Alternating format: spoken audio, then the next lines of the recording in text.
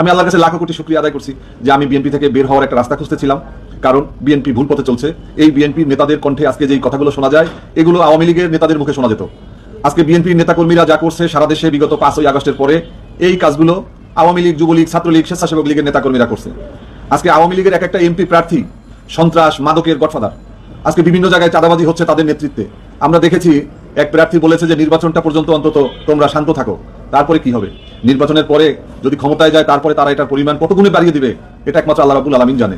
আমরা চাঁদাবাজ মুক্ত, আমরা দখলবাজ, টেন্ডারবাজ, দুর্নীতিবাজ তথা বাজিকরদের হাত থেকে বাংলাদেশকে রক্ষা করার জন্য আমরা আমাদের ক্যাম্পেইন চালিয়ে যাব।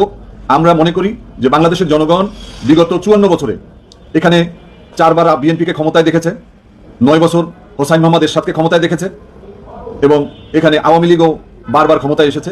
এখন সময় এসেছে মানুষের ভোট যদি তারা দিতে পারে, তারা যারা ইসলামের পক্ষে, মানুষের পক্ষে, চাঁদাবাজের বিরুদ্ধে, দখলদারদের বিরুদ্ধে যারা ভূমিকা রাখতে পারবে, যারা নিরাপদ আশ্রয়স্থল, জনগণ তাদেরকে বেছে নেবে।